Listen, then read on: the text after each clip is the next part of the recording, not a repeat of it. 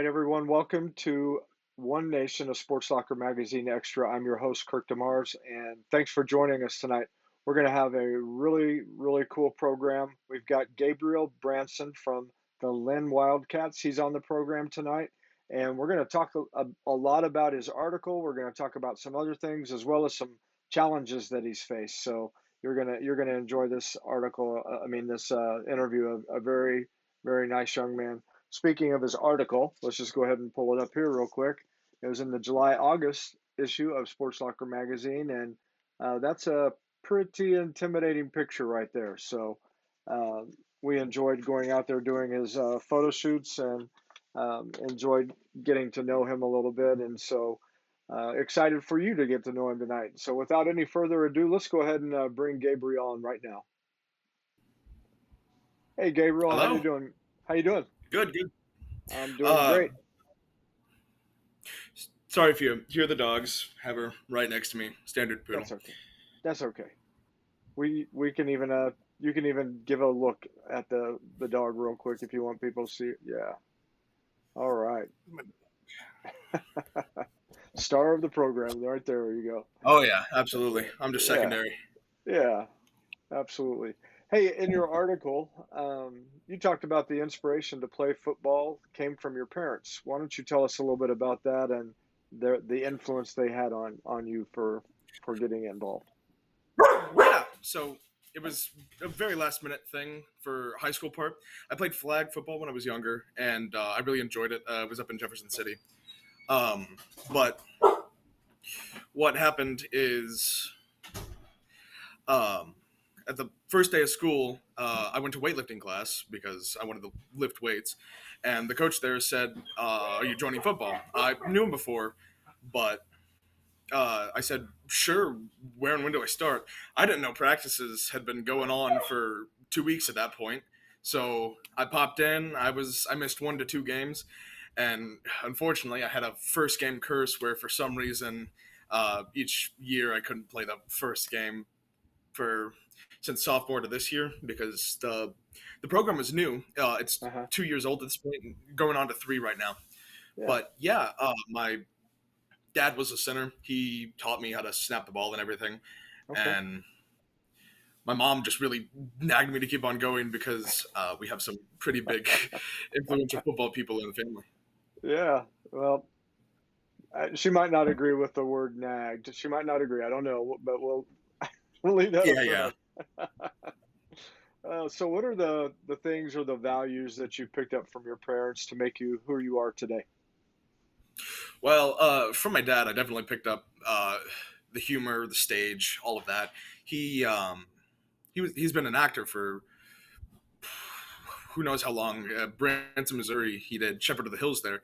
Wash Gibbs, the bad guy, and so stage has been something that I've been doing for years upon years. His humor, well, maybe a little dry, but I picked it up, and my mom taught me the harder skills, common sense, financials, all that sort of stuff, and just basically the hard work and ethic came from my Hmm. mom, and my humor and funnier side came from my dad.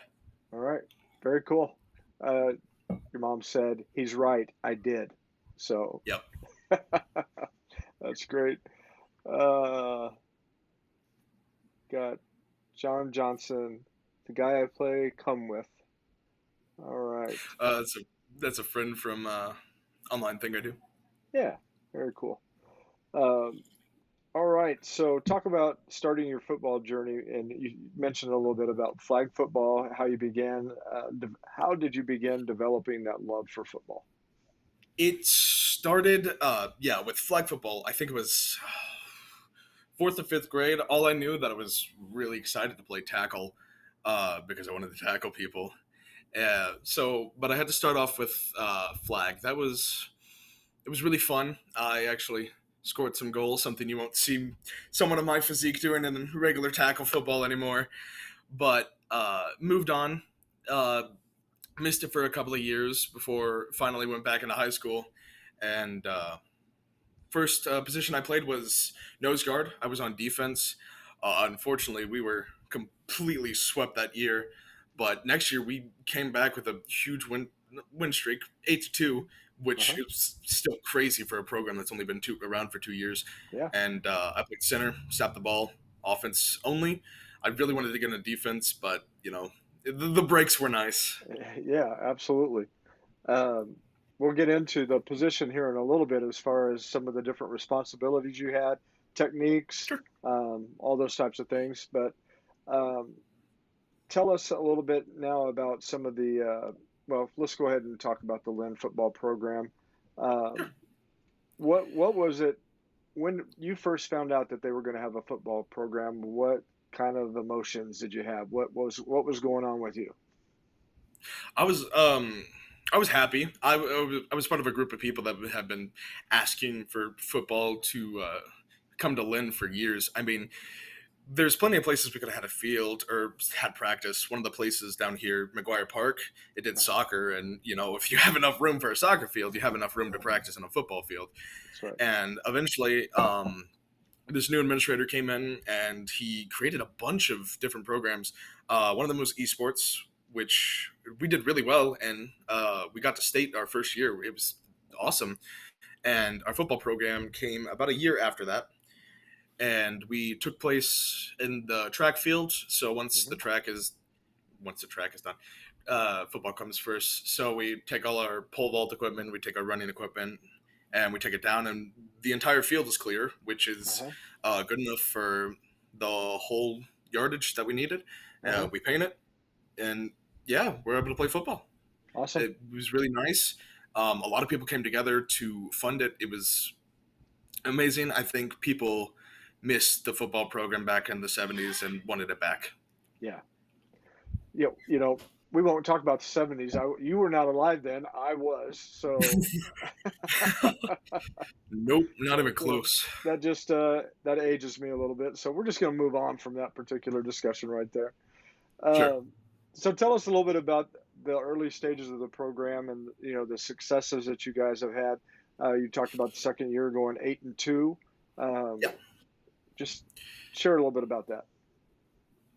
Well, the early stages, we took a run for our money. We got absolutely wiped by every team, but we were playing huge teams that honestly we shouldn't have. It was people calling in favors to get us that first year of experience, which it's all right, perfectly fine and perfectly understandable. But the second year, people got together. We had some really good QBs. We had great offense. A couple of the guys I know, great people, and the program after that just took off. I mean, I think it was the first 5 games we won before we ever saw a loss. Which the loss sucked. Don't get me wrong. I think it was a pretty tight game, but it's unfortunate. But 8-2 is still amazing for a second year program, and I can't wait to see what varsity brings. Yeah, absolutely. Uh, what Just to guess, what was the number Sure. of players that you had on the team last year? Oh, last year? Last year, Yeah. it was pretty good. 25 to 35. It was mostly Hmm. comprised of lower classmen. I think we had like 8 people in the upper class. I think we had 5 to 6 seniors go last year. And then it was me and then 2 other um, upperclassmen that were in there at that point. Uh-huh. Okay. Um, why don't you go ahead? Let's go ahead and get this out of the way. Now, did you say you are not going to be able to play this year? Unfortunately, yes. It turns out all the way back during the first year of the program, near the last practice or so, they aerated the field. I think one of the spikes in my cleats got caught in it. Mhm. I tripped over and snapped my ACL. I had no idea. The doctors thought it was a dislocation, so it turns out for 1.5 years I lifted and played on a torn ACL. Wow, that's pretty crazy. Yeah. Um, I mean, you had to have felt some pain, didn't you?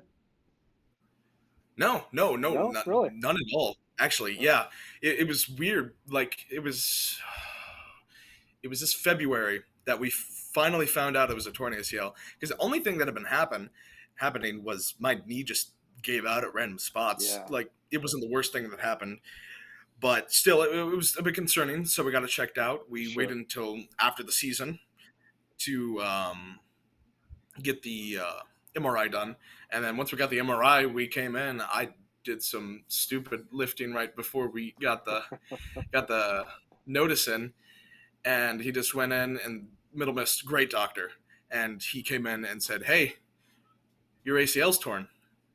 It was just a complete shock. Yeah. I had no idea whatsoever. And so, unfortunately, this year at March 21st, I got surgery for it. Uh, meniscus wasn't torn, but my ACL was. Yeah, it was completely torn. It wasn't even a partial tear. Okay. Well, we'll get into some more about that here in a little bit. Wanted to just quickly say your mom said here every game they improved that first year. They were an entirely different team from the first game to the last game. And that's good. Yep, that last game, we actually did almost win. We got around 21 points to around 35 or something. Hmm. It was really close. It was a whole different atmosphere from our first game. It was Yeah. amazing. Well, you were setting the tone for the following year too. So that's Mhm. finishing strong and then getting started. That's why you guys were so successful going into the Absolutely, following year. Yeah, absolutely. very good. So what kind of work was involved for you as as an individual and as a team for you guys to progress in that first year to the second year? Individually, a lot of us we weren't strong. So when weightlifting came around, a lot of people who were interested in football hadn't played a sport before, and as our strength has improved, we've all improved. Um, so like me, I was I have around a 200% increase in strength with all the weightlifting, and that makes a huge difference on the line. And even with our receivers, if you're doing your legs and stuff, you're gonna be able to run faster. If you're doing all the training, you're just gonna perform harder. And with the conditioning done, you can go on and on and on. One of the things we started doing at the end of the last year was we were preparing 2 to 3 plays, so we were getting the defense completely gassed, and it was working really well.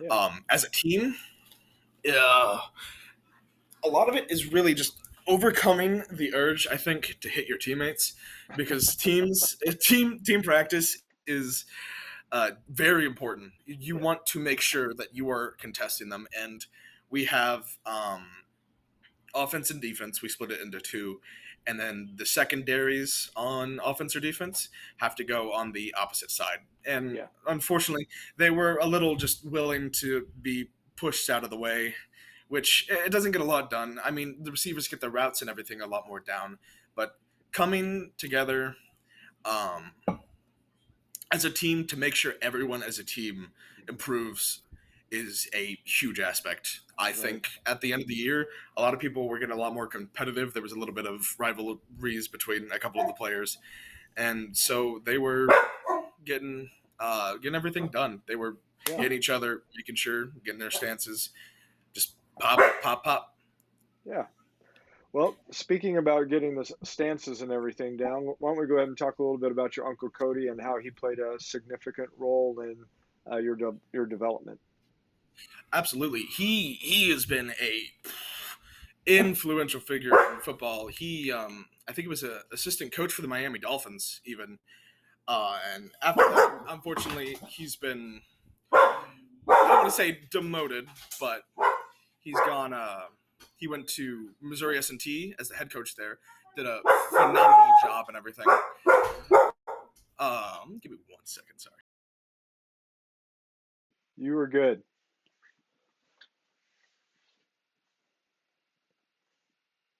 You were good. Sorry. Just giving you a shout out. That's all. Yeah, and after that, he moved on to Linn, where he helps with the offense. He's kind of gone around in a lot of places, Hmm. but he is a very, very strong-willed individual. I love him to death. He recently beat cancer not too long ago Oh. with the amazing help of people down in Texas. Hmm. Amazing doctors down there. Amazing Yeah. people. Amazing dude all around. I love him. Very good. Very good. Well, I'm glad he was able to beat that. Tell us about your teammates and how you guys came together as a team and taking the mantle as far as setting the example for the future players to come. Yeah. So a lot of the people on the team were people that I knew, and then you got around half the people that I only knew as acquaintances because it's a small school. Everyone there knows each other, but by the end of it, we were all brothers. I mean, there's I got people on receivers, I got people on D line that I would absolutely just die for. Like uh, Bobby Winkleman came one of my best friends. He's a coworker now, and I hope to see him again at this new job I'm hopefully going to get. And we got people like Connor and Xavier, big man, big people. Absolutely love them all to death, no matter who they are. You know, I had a couple of grievances with them before football started, but after we'd gone through heck, I don't think I could swear. Um, You did good. You did good. we all we've all come together. It's really a really great thing to see. Just all everyone come together despite just a bunch of different backgrounds because it was a bunch of people from a bunch of different cliques. But Hmm. as soon as we all got into football, it was just merged together into one. Yeah. And to win at football, what you need to have is 11 people trying their hardest Hmm. and making sure that they do their job. So coming together as one, making sure you got the trust in each other, absolutely vital. Yeah. Very good. Wanted to quickly comment on that. I put it on screen, but your mom said that um, Cody's in full remission from Yep. leukemia. So Mm-hmm. I'll just say a hallelujah on that. Um, Absolutely. this is going to be interesting right here, Gabe. You were a quiet kid through most of school until football. You were amazed that even the junior high kids even know who he is now. LOL. So awesome. Yeah, it was shocking because from one year, my freshman year, I had my just I had my friend group, I had the Hmm. people I knew, and the next year it was half the school knows me. I don't even know who half these people are, and they just come up to me and like, dude, are you Gabe? I was like, yeah, I am. Like another part of that was my student council speech. I absolutely crushed it. This speech giving is one of my favorite things to do, Uh-huh. and eventually, from the junior high to the high school, people just knew me, and it was absolutely crazy. And I got things that I didn't imagine that I was going to get. Like this, like I had no idea I was going to get a sports thing, sports magazine article. That was crazy. Apparently, I got nominated for that. Uh-huh. Um, I almost got prom prince. Okay. Never gone to prom before. Never gone with those types of people, but I got nominated. It's amazing, honestly. Yeah. That's great. Well, yes, I will explain really quickly the process as far as, like you said, being nominated to be in the magazine. What we do is we contact the schools and talk to the athletic directors, and we basically, as you know, that day we were there and we did three different issues um, for photo shoots for three different issues. So for the particular time that we did those at your school that day, it was for the July, August, September, October, and November, December issues. So that week we did 50, almost 50 photo shoots between all the schools that we went to. So Wow. yeah, but Yeah. we do that twice a year. So we have six issues, and so you're basically your school said Gabriel would be a great representative, and they selected you for that. So that that's an honor coming from your Yeah. school. Uh, yeah. I knew who elected me, and I knew what it was that got me on there. It was a student council speech, and I remember very distinctly. I had nothing prepared. I it was a complete. I didn't even realize I had to give a speech to that day. So I went on there. I had nothing prepared, no paper, and somehow I got a crowd of 400 people riled up That's good. and won it. I got student council at large. Great opportunity as well. Yeah, very cool. So Talia says, you absolutely deserve everything you receive, big little bro. Yep. Yeah, very good. Thank All you. right. Well, you have flown through here real quick. Why don't we go ahead and take our quick break, and we'll do Sounds good. our sponsor break, and then we'll be back for the second half, and possibly we'll do a speed round just to see how everything All right. goes. All right. Yeah, sounds good. Okay. Services has been connecting employees with employers since 1977. Recently, CNS rebranded to CNS Employment Solutions to more clearly define their mission of serving the needs of applicants, employees, and businesses while remaining current and evolving with the changes in the workforce. One important thing has not changed. CNS Employment Solutions partners with a wide variety of employers, placing employees in jobs that match their skills and needs. Say yes to CNS. All right. We greatly appreciate CNS Employment Solutions. Not only are they a great partner for this program and for Sports Soccer Magazine, but they're a great partner for our community. They help people that need jobs find the employers that are trying to fill those positions, as well as helping the employers find people to fill those positions. So they do a whole bunch of really good stuff. Another good thing that they do is that they are the sponsor, one of the title sponsors for the Redemption Inside the Walls concert. This is the sixth year that that's taking place, and CNS Employment Solutions has been title sponsor for that. This year, Matt Marr is coming in, and Matt's got some great music, and you will definitely enjoy that. And check this out. This year, we've done general admission tickets for $10, so it is very affordable. It's September 21st, right at the Jefferson City Jaycees Fairgrounds. Make sure that you check that out. You can go to redemptioninsidethewalls.com and get your tickets there. All right, one other sponsor that we have is our Coach of the Issue sponsor, and that's by Big Whiskeys. And great coaches like um, Danielle Lukanoff right there. She is at Blair Oaks, and we just appreciate our local coaches and all the work that they put into our student athletes. I mean, they put in a lot of time, and they mentor and they prepare these kids not only on the field of play, but also in life. So we just greatly appreciate that, and we appreciate Big Whiskeys for sponsoring that. All right, we have been talking to Gabriel Branson of the Linn Wildcat football team, and he doesn't just do that. We'll get into some other things here in just a little bit, but we're going to talk just a little bit more about football, and we're going to start by segueing right from coach of the issue to talking about coaches. So how was Right. that for a transition, Gabriel? Yeah. Yeah. Why don't you tell us about your coaches and what have you appreciated about them? Yeah. So all of our coaches at Lynn, they teach some sort of class. The head coach I took with weightlifting class. He did all the weights and stuff for most of the school, and there was one other, the coach who teaches basketball, also did a weightlifting class for the lower classmen. And great dude, he no BS kind of guy. Coach Sampson, head coach, amazing.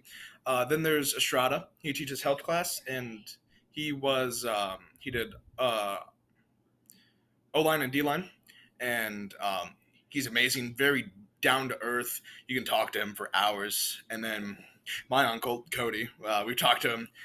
We talked about him for a little bit, and again, super cool dude. Also, no BS kind of guy. He's very hard about football. He loves the program. He loves the sport, and we've had a couple of other assistant coaches that have Mhm. swapped throughout the years Yeah. as they move on. Okay. So how difficult is it going to be for you? I mean, what kind of role are you going to play this year since you're not going to be able to be on the field? Um, professional water boy. I mean, when uh, when huddles are called, I'm gonna run out and bring water because that's my family, that's my brothers, that's my community. Yeah. Those are my people.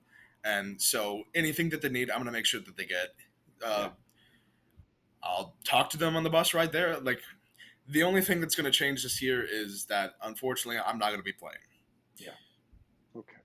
Well, that is a great example of continuing to be a part of the team, even though you're not able to contribute in the way that you really want to. But that's great.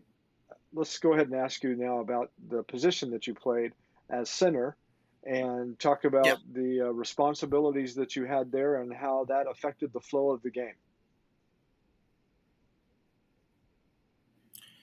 So, not to toot my own horn here, but center is the most important role on football, because not even offense or defense can play if you don't have a center. And if the snap's bad or anything's off or it flies over the QB's head, you're losing 10 to 15 yards, or you're making it back to the line of scrimmage at best. So having a solid center that you can rely on, which I hope I did. My QB yelled at me a couple of times for a couple of bad snaps, which, that's fair, because Yeah. again, if the center falls down, then you don't have a play. Right. No matter how well or planned or thought out it is, if the center falls down, then and the QB is not in position, the play is just going to fall apart. So center is a very important role. I also played nose guard for my first year, which our defense, we're just blocking the gaps, making sure that people can't come through, and just generally just trying to stop the play. It's a very novice level defense because, well, we were a new program at that time. Right. So we had to make sure that everything was simple and easy, and we've been expanding from there, and defense has been doing amazing. Offense has been doing amazing this year, and I can't wait to see us playing on the varsity level. Yeah. So you had, as center, you obviously were snapping the ball in the shotgun formation. Also, as a center, sometimes they have the quarterback up underneath. Talk about Yep. the difference in that, and the focus that you have to have in those two different disciplines. So we never had the QB right up on me. It was Okay. always a 5-yard snap, just Okay. to keep it simple, because we tried to do it where the QB was right there, Mm-hmm. but it just sort of messed everything up, unfortunately. Yeah. I hadn't Right. been playing for a while at that point, just a year, and center was completely new to me. Even though my dad was a center, he taught me how to snap, but I didn't know that the QB could be right up there. And so with the QB being right there, it was just sort of awkward. It wasn't that we couldn't do it. It just wasn't as fast as having Sure. the QB 5-yard back. Sure. And another thing is you got to make sure you're fast. And as soon as you do it, you have to be stepping. You have to be moving to block as well. That's Right. another thing. You have to step and snap to make sure that you're blocking the person in front of you, or you're ready to sprint at that backer who's hopefully going to be terrified of you. Yeah. So on the offensive line, typically you usually have one of the linemen that calls the is calling what the defense is doing and adjusting which direction you guys are going to block and stuff like that. Who was responsible for that on your team? That would be mostly, I think, the QB. Me as a center, I just went left or right. I'm gonna be honest. Right. It wasn't very complicated for me. Right. I went left or right. I blocked left or right, and I knew whether I had to go to back or not, and that was Uh-huh. all just in the play name. Yeah.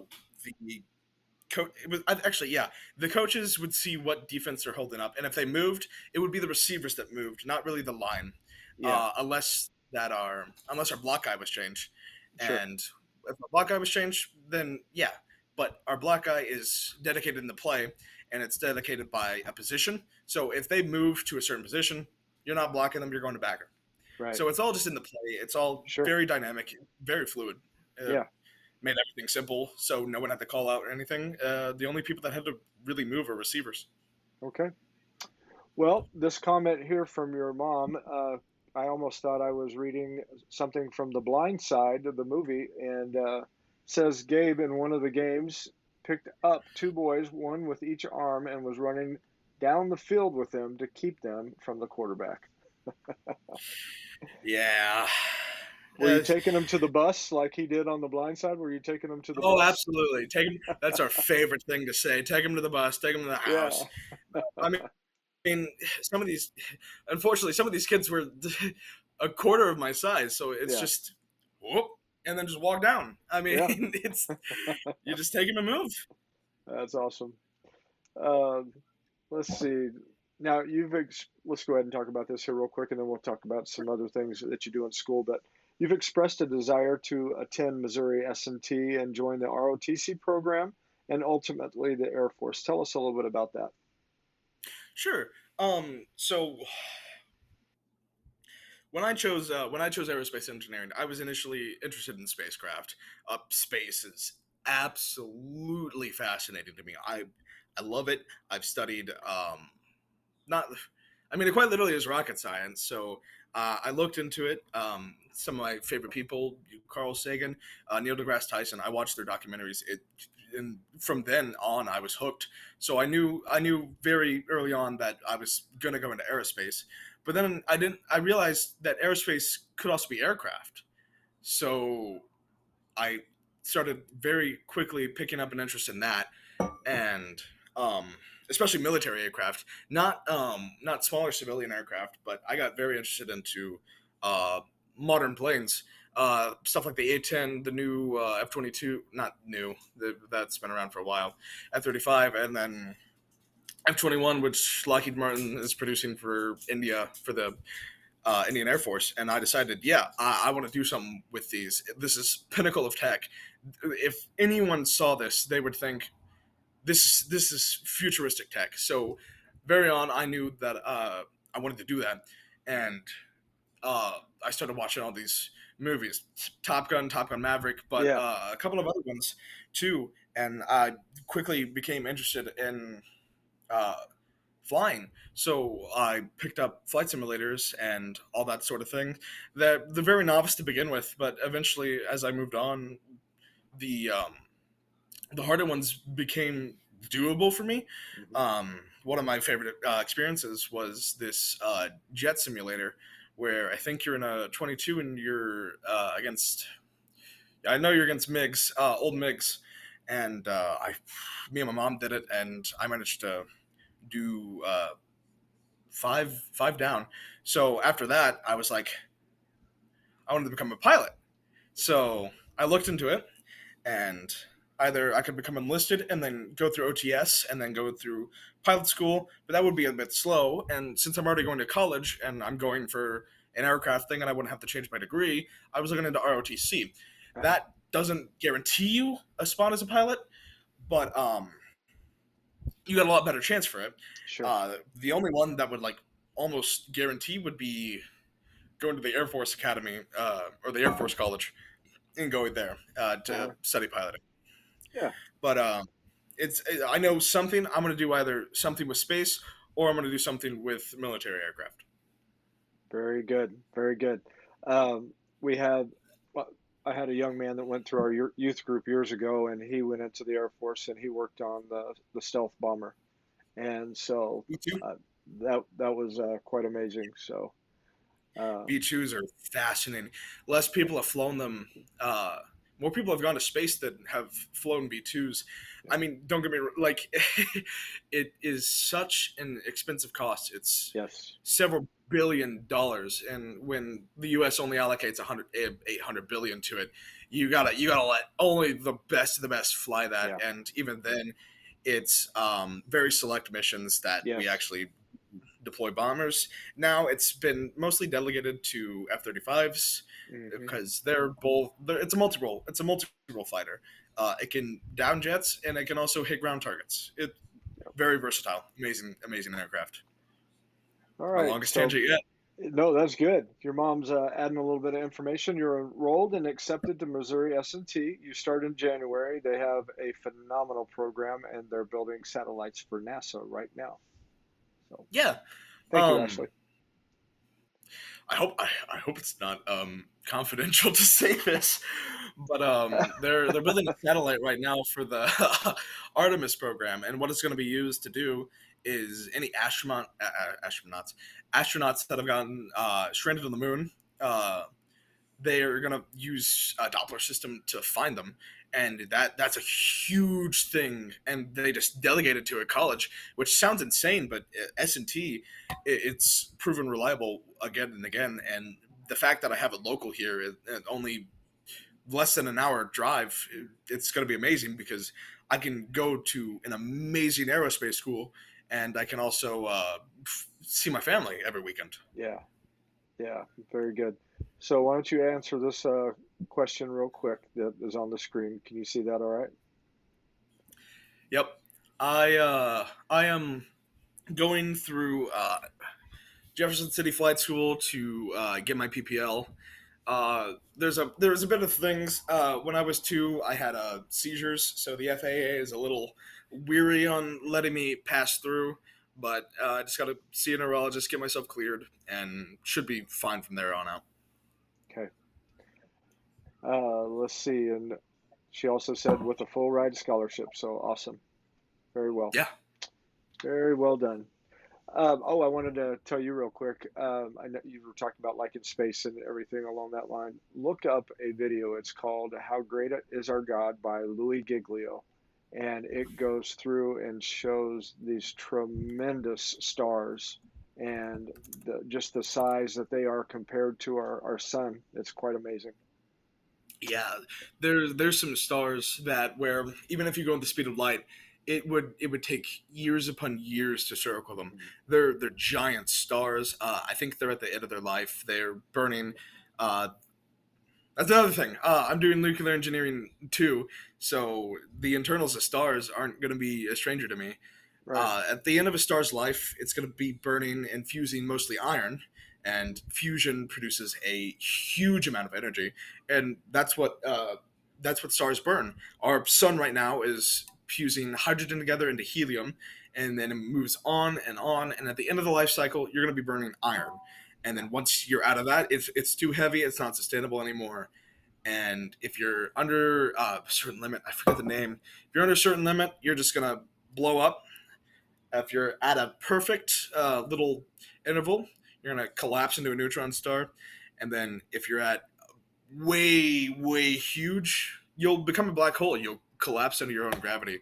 And those in their own right are fascinating, and Yeah. I could talk about this for like 45 minutes. That's awesome.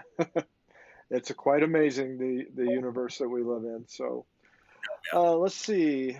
Um, we've talked about your injury, but why don't you go ahead and talk a little bit now about the physical therapy that you go through on that to strengthen your knee up again. Yeah. Very. At the first, I was like, "Oh, this is easy," because with an ACL, the first 2 weeks, you don't move it. The only thing you're gonna do is you're going to take your upper leg and you're gonna strengthen those muscles again.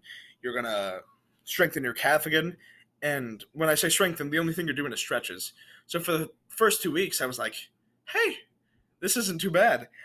And then we got to the strength stuff, and then it was horrible because then I had to get back into lifting, and anyone who's lifted knows how horrible it is to train legs.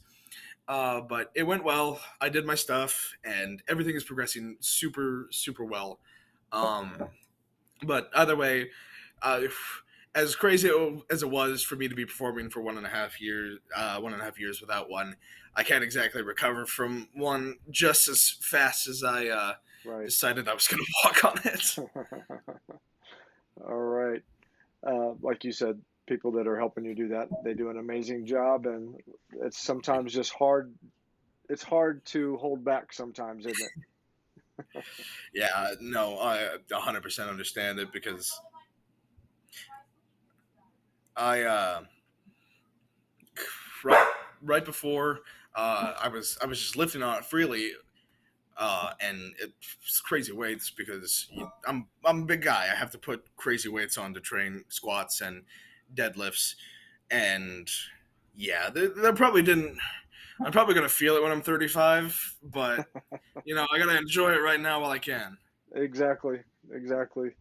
I want you to before we do the speed round here real quick, I want you to go ahead and talk a little bit about some of the other things that you were involved in and doing in school. You had talked about acting. Why don't you share a little bit about Oh all yeah. that? So I do drama and theater at my school. They do a lot of murder mysteries, and every single time I'm the murderer. I end up being the murderer. I don't think there's a single performance where it wasn't me that hasn't done the bad thing, except for one. And one, I was a really, really incompetent sheriff that had to have a college drama director who ended up solving the murder for me, and then eventually at the end, I was the one that did the arrest. Uh, really, I love acting. I love stage. I love all that. I think like I 100% got it from my father. I 100% decided I was going to do drama club. Yeah. The first year, we did this one performance that included everyone, and then people flaked out. So at the very end, we had 3 weeks left. Our director, I love him, Jesse Fick. Unfortunately, he left this year. He bought 4 performances, and our club had to learn 4 performances in 3 weeks. But we did it, and then after we did it, it was just I loved that place, so I went on. And with football, it was really conflicting because I had 3 weeks to learn every performance as well Hmm. for the beginning part, and then another 3 weeks to learn the performance. Since I did theater for Osage County as well, I Hmm. do my local theater as well as my high school theater. Okay. Very good. All right. So give us your best villain voice. Just give us a little example of that. Oh boy. Well, it's either cheesy, which that's fine, or I played a lot of villains that were just like absolute. Oh, one of the guys I played, it was Davenport, and he was just some absolutely crazy guy. He had a puppet on his hand, and that was his best friend. It was Dewey Davenport, and oh, I don't know if I remember any of the lines, That's okay. but That's okay. I could, but so the range of villain voices that I could do, you could do the classic. I'm going to Princess Bride level villain. I killed your father. Yeah. Um, you got you got the villain in the background, the one who schemes back Uh-huh. in his chair, doesn't do anything himself, but delegates it to everyone else. Very I good. love voices as well. Want to voice act. Hopefully I can get a microphone for that. But yeah, Yeah. absolutely love. That's great. You said Princess Bride, so I almost busted out with a few on my own there, but I'm not going to. So we're gonna just move on from that.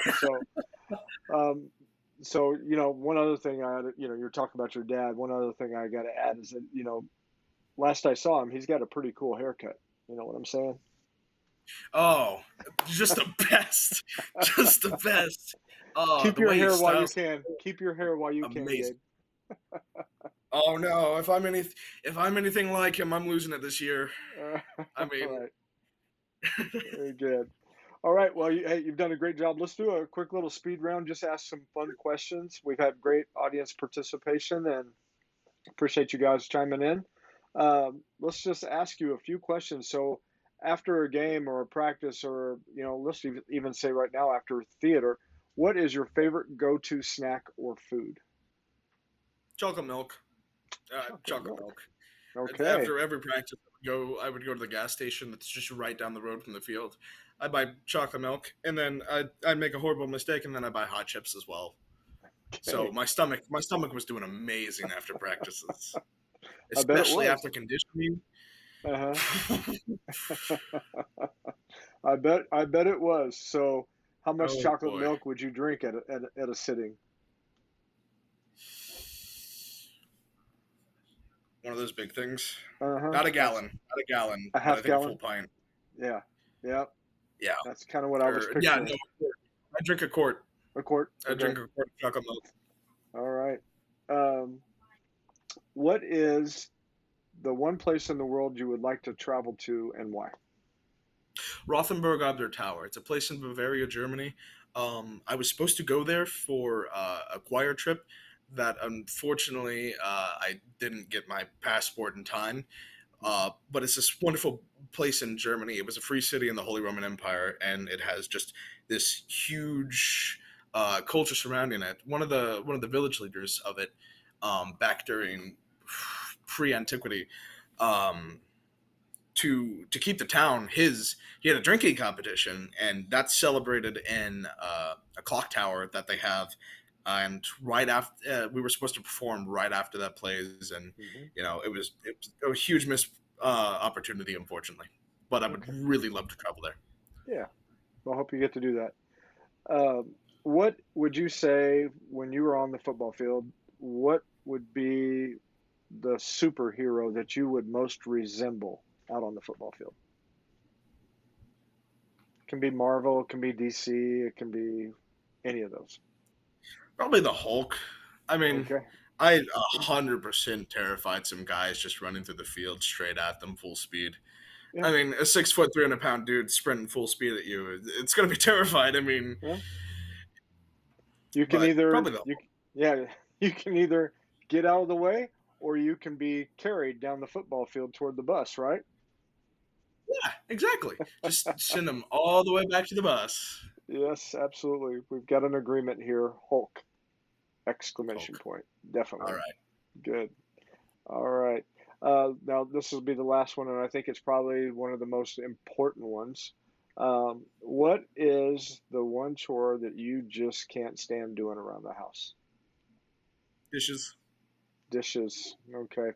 Why do you not like doing the dishes? Because it's the one thing my mom tells me to do. All right, Ashley, there you go. It's a key. Don't ask him to do the dishes, and you already know what would take place if Oh, I you won't didn't do ask them him. if she He doesn't wouldn't do ask them either. anyway. Ask. Oh no, sorry. I got to ask you: Is it? Do you have a dishwasher, or do you have to do them by hand? No, we have to do it by hand. If it was a dishwasher, I'd do it. I mean, that'd take 5-10 minutes. But You'd be no, surprised. you gotta spend an extra 5 to make sure you scrub each one. It's something you Yeah, have to do when you put them in a dishwasher anyway. she said because you create the most. Not Uh, anymore. I eat out all the time. okay. Uh, Talia says he loves to cook, but not the dishes. All right.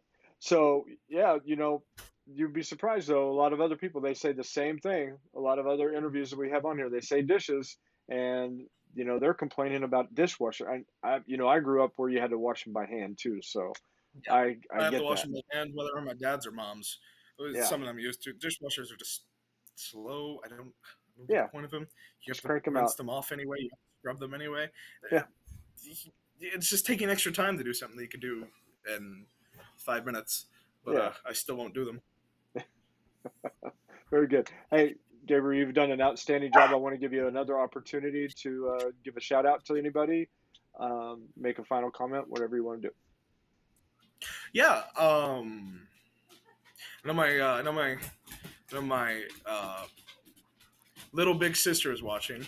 Uh, I knew she was absolutely ecstatic whenever this was announced. She sent me a couple messages. Love her to death. Yeah. I mean, my parents, they're both watching right now. My mom's right over there laughing at this interview. Um, and just if any of my other players are watching, I love you all. Anyone who's watching, I know you. I'm gonna assume I know you. I love you all. All right. Very good. Well, I'm going to have you hold on while I close out the program because I want to just quickly say a couple other things with you real quick, but we'll uh, Absolutely. we'll do that. You've done an outstanding job, and Talia says, "So proud of you, bub." So there we go. Thank you. All right. I'll be right back with you in just a moment. Okay. All right. All right. Thanks, Gabe. All right, everyone. Thanks for joining us tonight. We've had Gabriel Branson on the program, and he did an outstanding job. I'm looking forward to hearing some of the different things that he does once he goes to Missouri S&T and hopefully through the ROTC program and then on into the Air Force. So just praying that he will be able to achieve those dreams and goals. Also that he just sets a good example for his other teammates that, recognizing that he's not able to get out and participate the way that he wants to, but he's still making an impact by serving his brothers on the football field. So what a great young man. So looking forward to that. And let's see, Amber says, love you too, Gabers. So very good. Thank you guys for joining us tonight. I'm your host, Kirk DeMars. This is One Nation of Sports Locker Magazine Extra. Thank you. God bless you, and we'll see you next week.